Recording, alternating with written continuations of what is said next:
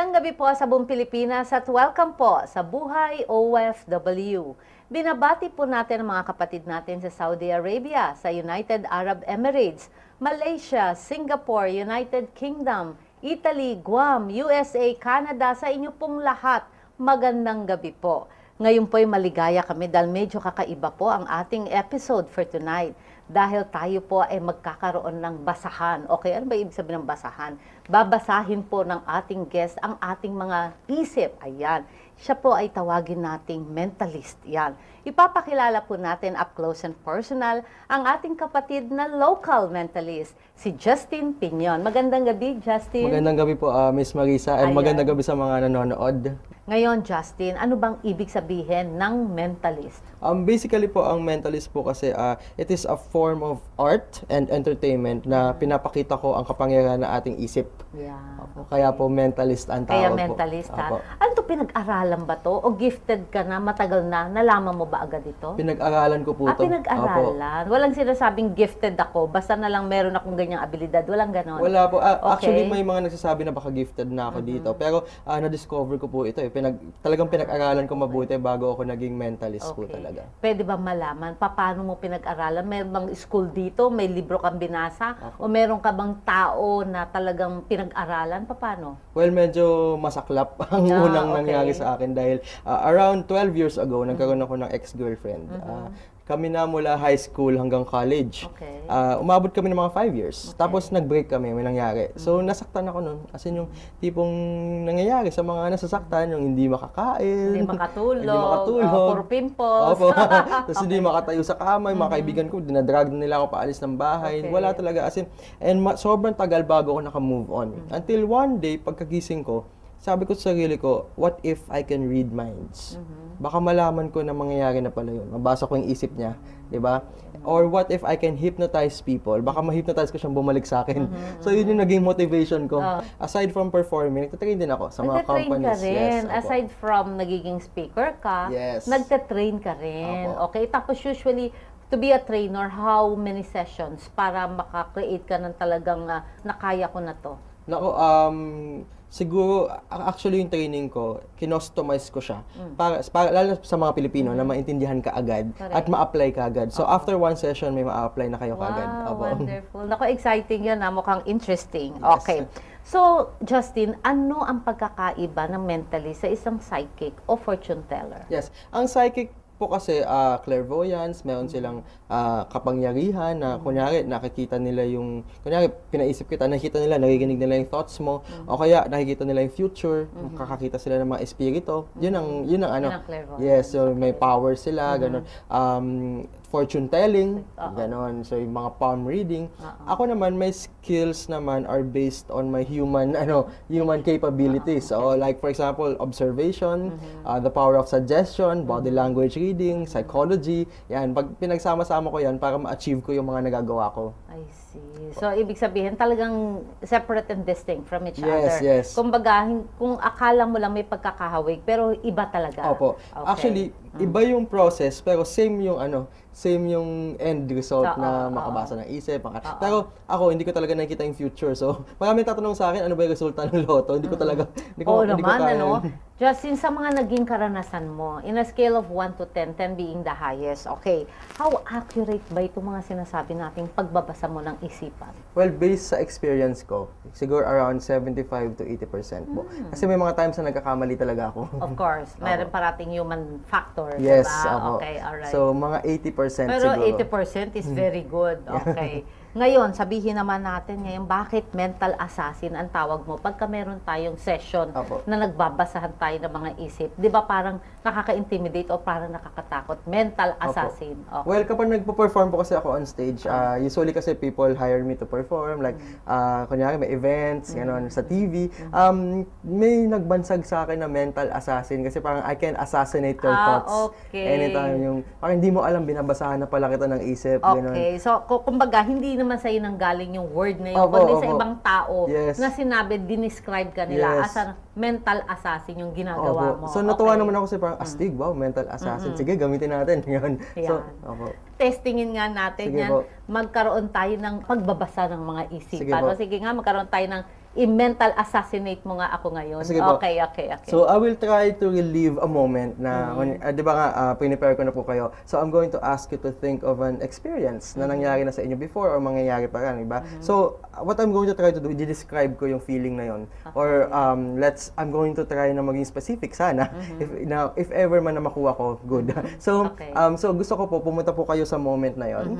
Okay, maybe this is in the past, yes? In the past. So, I want you to think of the date siguro. Okay. So you are thinking... year, no? Or year. Sige Okay. po, year. Isipin natin yung year. Sige. Okay, good. Medyo matagal na to. I'm thinking... Ito, ang ginagawa ko lang, binabasa ko yung body language ni kapatid na Marisa. And this is parang calculated guessing. I'm guessing you are thinking in between of 2005 to 2007. Yes? Okay, good. Yes, okay. Now, sige, isipin natin kung ano itong okasyon na to. Ano yung pangyayaring ito. Sige.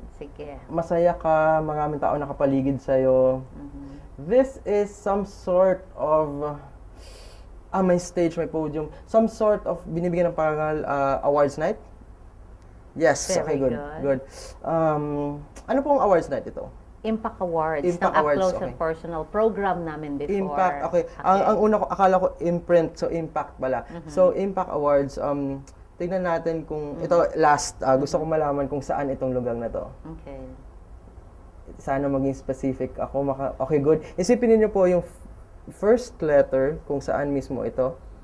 Good, you're thinking of two words, yeah? First letter, D. Nakapunta na dito. Blue leaf. Oo. Yes. Maraming salamat. Justin, hindi ko alam paano mo ginawa yan, okay. Well, okay, binasi ko lang po lahat sa observation ko. Lip movement ninyo, head movement, body language lang po. Talaga? Galingan. Actually, kasi tama yun. Yung Impact Awards na ginawa ng Up Close and Personal program namin before sa kabilang istasyon na talaga may stage giving of awards, a lot of people, tama yun. Tapos yung Blue Leaf, yun nga. Diba? Naging sponsor natin yun, yung Blue Leaf. Tapos yung year na yun, ginawa yun 2010. But then, actually tama din. Kasi I was thinking, sa isip ko, hindi ako sure din ng year. So parang nakalagay ako sa isip ko, 2005 to 2010. Yun. Kaya pumasok ka sa 2005. When I read minds kasi, di ba nga, isa sa mga skill ko is body language reading. So, ang nagpapagalaw ng body language natin is our subconscious mind. Okay. So, wala tayong magagawa, walang makakapigil kundi gagalaw tayo. Like for example, little example lang to. Pag masaya tayo, ngumingiti tayo, di ba? Ganun tayo inuutosan ng subconscious natin. So, walang magagawa kundi gawin. And vice versa. Kung ano pinagawa mo sa body language mo, yun yung papasok sa isip mo. Like for example, I'm sure maraming nanonood sa atin na into sales. Kunyari, may kausap ka, bigla siyang gumanon, may naisip ka na something negative, di ba? So, kailangan ma-break mo yun. So, ganun yun. May gagawin ka pag may naisip ka. So, kung napapansin nyo, naka-observe ba talaga ako sa inyo, bawat sinasabi ko, sana may gawin ka para maayos ko kung ano yung pwedeng iniisip ninyo. So, lahat ng ginagawa ko. Kumbaga may movements, body movements talaga. Para pagka Yes. Ibig sabihin, pagka ganon, hindi ko type ito. Yes. Diba? Pagka ganon, ganun ba? Okay. Negative. So, lahat po talaga is calculated guessing. So, wala akong kasiguraduhan kung tama ako or mali. Pero still, masyado mabigat yung guessing mong yun kasi tamang-tama. Yun, masaya naman po ako na tama. Diba? Alam mo, very nice experience kasi parang very interesting to lalo na sa mga yapis. Yung mga, na-excite sila. Pero pag mga medyo more mature, syempre medyo mas gusto nila, they can understand themselves better. Parang, kaya ko pala to, di ba? Yung mga ganun tipa. That's nice. Ngayon naman, kapatid, eto. Pag sinabi natin nakakabasa, di ba, ng body language, meron kang sessions, di ba? Kung gusto nila na matuto, magkaroon ng session, saan ka nila pwedeng makontak at mapuntahan? Well, you can go to my website. It's www.justinpinion.com or mentalassassin.com. Andun yung mga contact details ko or pwede nyo i-text or tumawag sa 0927-393-6048, 0927-393-6048, o kaya pumunta lang kayo sa Facebook ko din. Open naman ako, nag-accept naman ako ng mga friends. Hanapin lang pangalan ko, Justin Pinion. opinion and pwede tayo mag-contact about sessions and talks or shows. Yan. So pagka pumunta sila sa website mo or sa Facebook mo na pwede sila magpa-sample, open ka naman doon sa Yes, ano, apo. through Skype din meron. Pwede rin Or through Skype or telepono. mag-meeting tayo. Or okay telepono lang or po yun. mag-meeting. Apo. Okay, yan. Pero very reasonable ba naman para sa mga kapatid natin na mga OFWs, mga pamilyang OFWs, aside sa mga business people at mga Rotarians at mga taga-NRIA natin, PCCI, open Apo. ba tayo for a reasonable price Yes. for every sessions? Yes, of And course. open ka rin sa mga events. Opo. Ayan. Justin, natututunan ba talaga ang body language ng isang tao at paano ito makaka-epekto sa buhay ng bawat isa sa atin, especially mga kapatid nating OFWs at mga pamilya nila dito? Paano ito makaka-epekto sa kanila? Makaka-apekto po sa malaking bagay po. Kasi lalo na pag nasa ibang bansa ka, hindi mo kilala yung mga nakahalubilo mo, hindi mo alam kung ano yung pakay sa'yo. Pero kung marunong ka magbasa ng body language, malalaman mo kung masama ba siya, lolokohin ka lang ba niya, or kung mabait ba siya. Kasi ang kagandahan sa body language kasi, it is universal.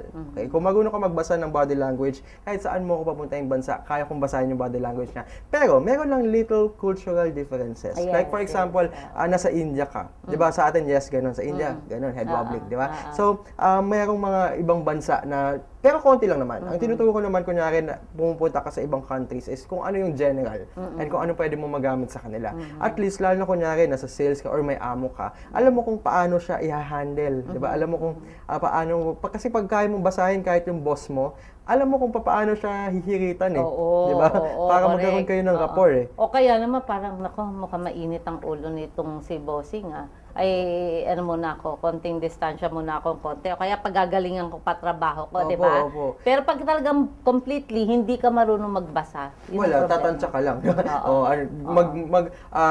Mag-retain ka lang sa dati mong ugali na hindi mo alam ba kung okay ba sa ibang tao yun or hindi, di ba? So, kaya mo mag-adjust, kaya mong kunyari kahit saan ka ilagay, kaya mong mabuhay doon. Oo, yan, tama. Kayang-kaya mong dalahin ang sarili mo, Opo, di ba? opo. So, kumbaga parang you will be able to know how to handle other people Yes, also, di ba? opo. That's good. Maraming salamat sa iyo. Palagay ko napakagandang pabuenas nito para sa bagong taon dahil natuto na po kayo ng body language dahil sa ating kapatid na si Justin Peñon. Naku, maraming salamat Maraming kapatid. salamat po, Justin, kapatid na siyempre mag-isa. magkikita pa tayong muli. Opo. At magbabalik po ang Buhay OFW.